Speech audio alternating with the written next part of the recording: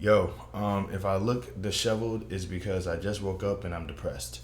But I wanted to talk about. I always said I'm going to try to start like whenever I leave the road arena, I'm going to make a video about it. I wanted to make a video about it the day that it happened, but when I came back, the lighting in my area was not so great. So it was going to just look like a dark room talking to you, and I didn't want that. So but I did get a chance to go to the Sherri Martel Classic. I'm not going to give any spoilers as to how it went, but I will say that as usual at the Royal Arena, I always have a great time. I always get a chance to sort of, see. It's always good to see everybody. It's always good to kind of help out with the show. It's always good to interact with everyone. I thoroughly enjoy my time being over there. Especially because when you're a trainee, you ain't got to pay for the shows.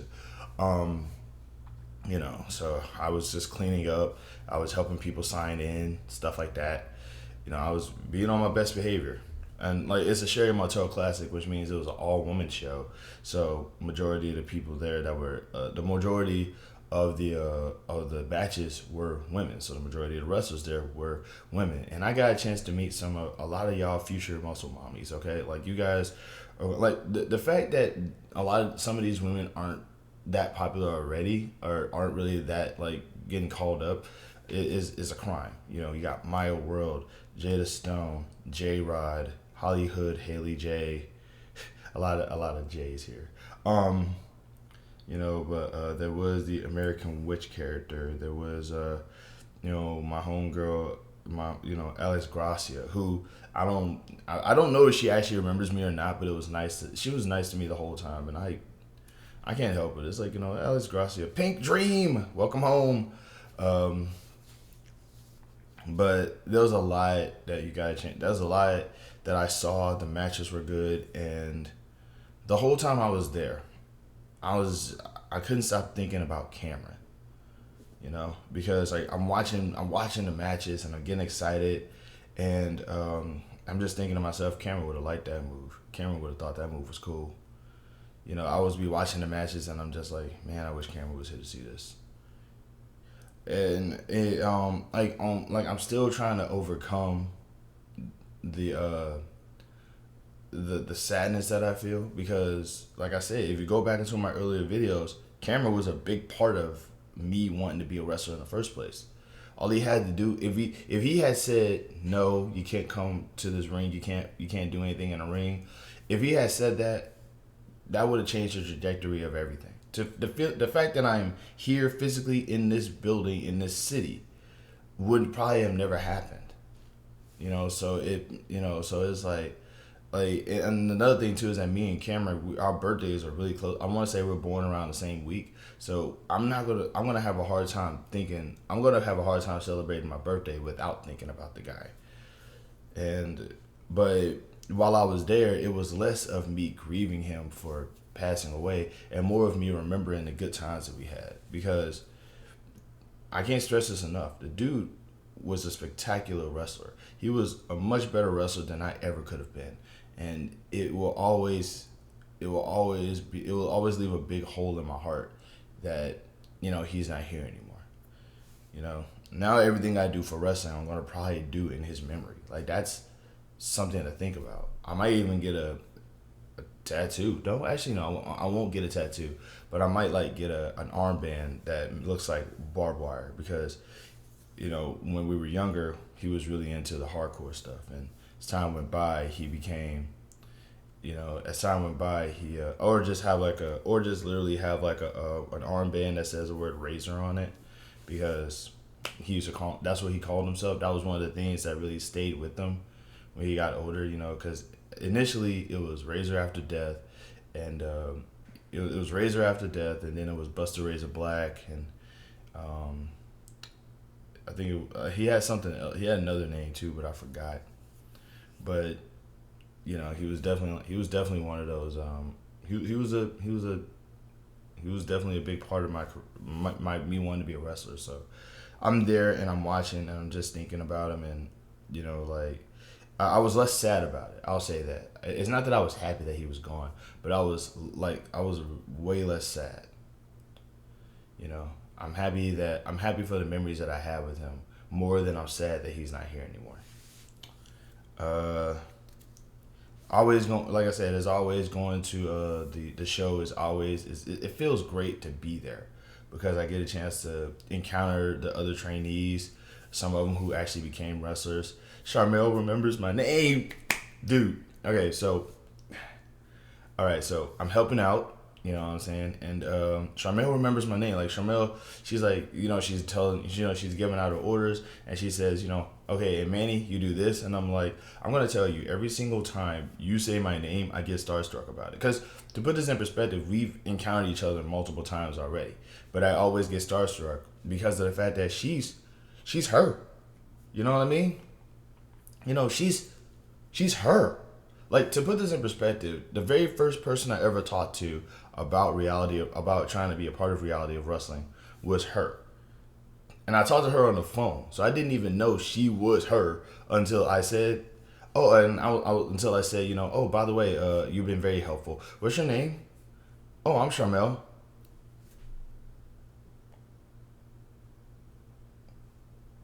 The Sharmell? Yes. You know what I'm saying? So even before I got in there, we encountered each other. I probably encountered her more than I encountered Booker because obviously, Booker be out and about, Sharmell be out and about, they'll both be out and about, but the fact of the matter is that she said something that really kind of stuck, just stayed to my heart a little bit. She said, I also noticed when you're gone for a long time too.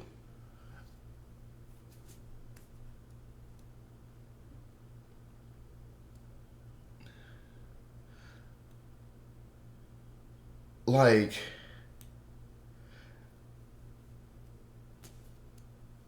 that's the nicest thing I've ever heard anybody say, bro. Like, you know me well enough. You encounter me enough times, and you know me well enough. And in other words, I've done something right to a point where even when I'm not there, you're like, where's this dude? You know what I'm saying? That's a good feeling, man. Dude, like I can't lie. I'm just that big. I'm a bigger fan of Sharmell than I already was, and I was already a big fan of Sharmell to begin with. She is like, she's Auntie Mel, until she says to not call her that no more. I'm gonna call her Auntie Mel or Sensational Sherri. She said so, at least I think so. I mean, think about it. Sharmell, Sherri, it makes sense. I did also hear her refer to herself as Sherri from Gary, but I don't want to call her that because I feel like that's her gangster name, and I'm not familiar enough with her to just say that. In any case, though, Sharmell was like really nice to me, and she did say, I noticed when you're not here. I noticed that when you're not here, that was the nicest thing I ever heard. Like I'm now like Sharmell could literally I am now a Sharmell stan. In other words, here's how bad of a stand I'm going to be for Sharmell. She could actually do something wrong, and part of me will slightly defend it while also saying what she did it's questionable. But she's still my friend, though. You know what I'm saying? So there's that. But yeah, it was really nice to just sort of encounter them. It's also nice to encounter the wrestlers as well. Like I said, J-Rod, the current OVW Women's Champion, she was there. I can't tell you specifically who she wrestled against or what happened, but she was there, and she was the sweetest person. Like, the thing that I feel like wrestling fans get wrong about wrestlers is that they genuinely believe that, every locker room is basically, pros being pros, beating each other up. We're tough, we're bad. We're tough, we're bad. Everybody hates each other. Yeah, we're not. It's but no, it's a bunch of dorks. We're just. I want to say we're just. At the end of the day, we're all just like theater kids with muscles. we're just really everybody likes where they are, and everybody likes everybody else, and that's something that we really. But it's like the only difference is that rather than we like to back on, bro. Those is actually this one wrestler. Those is one wrestler, Steel, and I was talking with him. He's like outside of wrestling, Steel is like the coolest kid. And I say he's a kid because I'm pretty sure I'm much older than he is, But like we're having a conversation and we're talking, and he says, and like this is how I know that the wrestling world is just chock full of, we're all just like, it's different because we're having a conversation, and at some point he's like, dude, I don't think you understand. Booker T said my name. I'm like, no way. He's like, yeah, dude, like I didn't even know. He actually looked at me. He said my full wrestling name to me, and I'm like, no way, bro. And I'm just like, we're like, it's a little moments like this that make it very important to actually do this stuff. It's not about winning WrestleMania or being this big deal on the field. For me, my big moment for professional wrestling is simply just starting. Just being able to get into a ring and like bump around. The fact that I can actually still move is good enough for me. Granted, I'm not as fit as I used to be, but I can get back into it. I look like fresh hell right now, but that's only because I'm old. I'm getting old. Getting old, that's what happens. But I do want to do this just to be at this point now. I'm more excited for my first match than I will ever be for like my big match, because my first match will be one of my biggest matches. Well, my first professional match, because my first match that I ever had was against Cameron. Got a chance to encounter a lot of the wrestlers though. They were really nice as usual. Like the thing that I try my best to not do, especially because it was all women, so I get really nervous. Because like I get really nervous because I don't want to make women uncomfortable, and I genuinely believe that everything I do makes women uncomfortable. So I try my best not to make them uncomfortable. But it's like, and I realize I realize how awkward of a question it is to be like, am I making you uncomfortable right now? You know what I'm saying? I know that's weird, but it's like it's just me trying to not be uncomfortable, make them uncomfortable, because that's like I'm talking to them and I'm trying not to be weird, and I'm not going to say women are complicated. I'm just going to say people are complicated, because I don't know what is and what isn't, what should and what shouldn't. All I know is what I do. And I believe that everything I do freaks them out. But they were nice enough to talk to me. We were having conversations the whole time. Heck, I even managed to, get a little handshake, get a little like special handshake in with like two of them. It was cool. It was nice. Because they are nice people and they are talented as heck. I cannot stress enough that like I cannot stress enough. This was quite possibly some of the greatest displays of athletics I've ever witnessed. Ever. And like women's wrestling has definitely evolved in a massive way, and like it feels like forever ago. But once upon a time, women's wrestling matches was just mud wrestling and bra and panties matches and stuff like that. And to be able and here's the thing, like we're all everybody likes to see skin every now and again. Everybody likes to see be sexually stimulated and all that other stuff, but there's also other things out there. That's the thing. And we got a chance to get like I'm just glad to see women's wrestling evolve from what it used to be to what it is now, because here's the thing, with women's wrestling being the way that it is now, you can always go back to those things and kind of you can always go back to those things and then just go back to wrestling. You know what I mean? You're not stuck in the bra and panties phases. You're not stuck in this specific era. You're now progressing, but you can always because imagine if a woman challenges another woman to a bra and panties match today. Think about that for a second. You probably might be thinking to yourself, man, those matches will suck, blah, blah, blah, blah, blah. But for storyline purposes, it could work, because you could literally have you could literally have two women wrestlers, and they can't stand each other. They cannot stand each other. The animosity between these two have been completely it came to a head. Like they're at that point where they're coming to blows when they as much as look at each other, right? So now you have a bra and panties match where the loser gets humiliated in front of a whole group of people. You have your biggest show, with the most people, and have a bra and panties match. So now you have a woman who's getting her clothes ripped off in front of a whole group of people. The loser is going like the loser faces the ultimate humiliation because they lost a match that is considered archaic. It's a story. It's a good. It's basically the equivalent of a cage match. You know what I'm saying? It's basically could be the equivalent of a cage match for women wrestlers. You know what I'm saying? Because it's like the worst thing that you can do. What's the worst thing that you can do?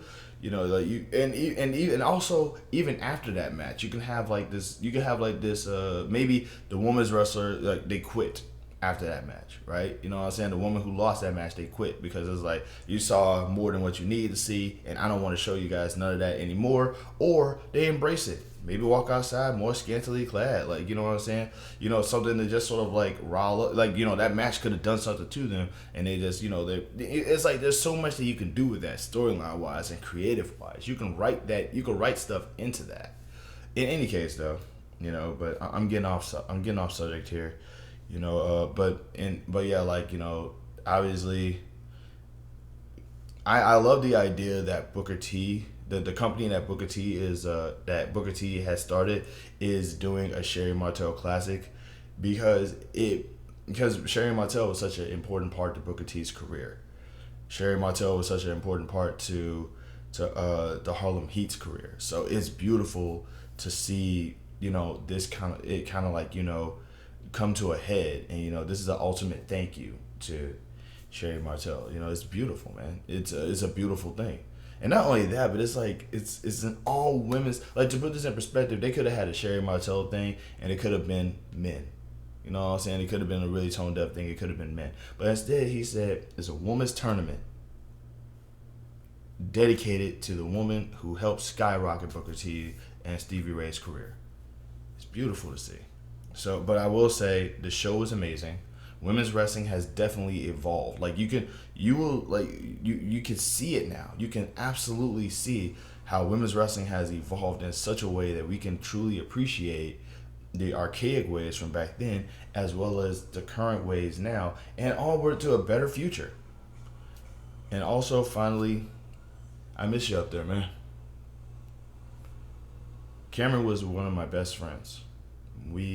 And as time went by, I should have been a better friend. I will always regret not talking to him more, not interacting with him more. I will always regret just, you know, like, I feel like, I'm not going to say I feel guilty, because if there's one thing I've learned is that, you know, death is inevitable. It's imminent. There's really nothing that you can do to stop it. You know what I mean? You can slow it down. Lord knows I'm trying to slow it down. But you can't stop it. If it's meant to happen, it's going to happen. But I'd be lying if I say I don't miss the guy.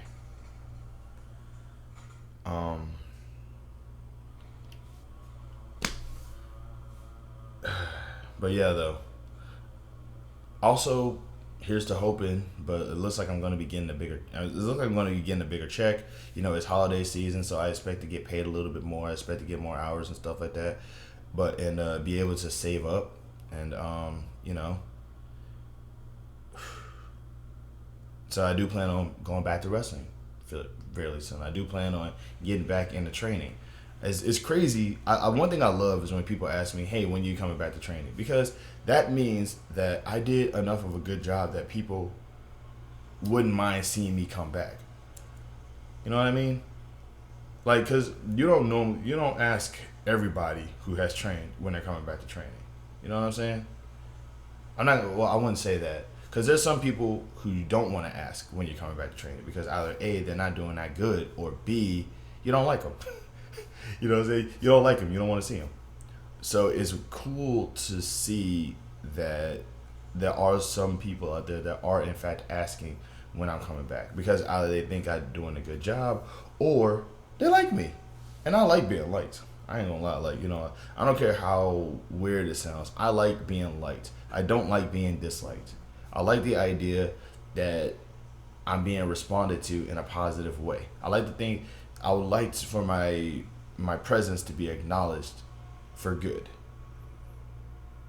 I find it really weird that we live in a society now where simply saying that is bad. This is almost 20 minutes, but it's a pretty long one, and I'm sorry. But yeah, that's about it though. We'll talk later. Love and peace, y'all. Be safe.